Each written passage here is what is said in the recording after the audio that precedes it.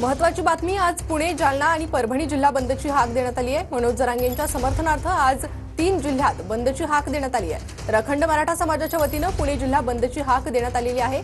मनोज जरांगेंच्या उपोषणाचा आजचा 6वा दिवस आहे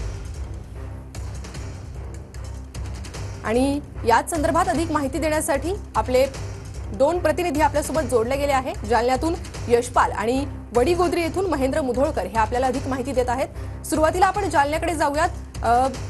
यशपाल, जालन्यात काय परिस्थिती आहे? जालना जिल्हा बंदची हाक देण्यात आली आहे।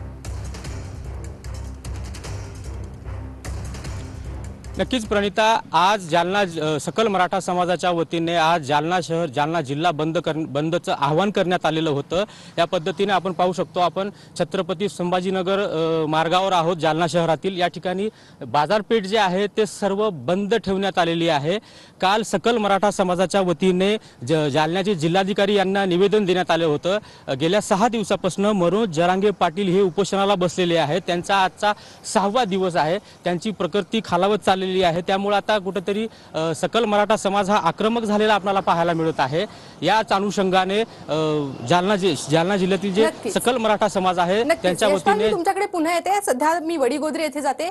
आपले प्रतिनिधी महेंद्र मुधोळकर आपल्यासोबत जोडले गेले आहे। महेंद्र, खरं तर वडीगोद्रीत मोठा गोंधळ झाला होता, कारण दोन्ही उपोषणकर्ते किंवा दोन्ही आंदोलनकर्ते आमने सामने आले होते आणि त्यानंतर आता बंदची हाक। या ठिकाणी काय परिस्थिती आहे?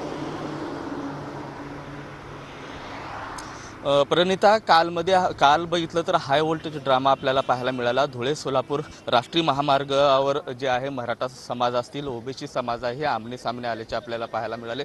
त्यानंतर पोलीस यंत्रणा जी आहे ती सतर्क झालेली आहे। सकाळपासूनच पोलिसांनी जे आहे धुळे सोलापूर हायवे महामार्ग जो आहे त्या महामार्गावरून वडीगोद्री येथे जाणारा जो रस्ता आहे तो अशा पद्धतीने ब्लॉक केलेला आहे।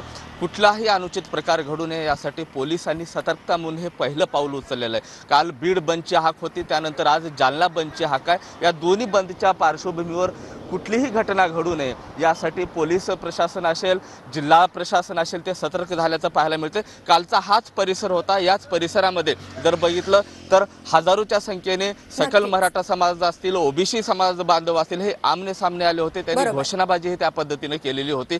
मात्र महेंद्र, आणि या संपासंदर्भात अधिक अपडेट मी तुमच्याकडनं घेत राहील। तुर्तास दोघांनाही धन्यवाद या सविस्तर माहितीसाठी।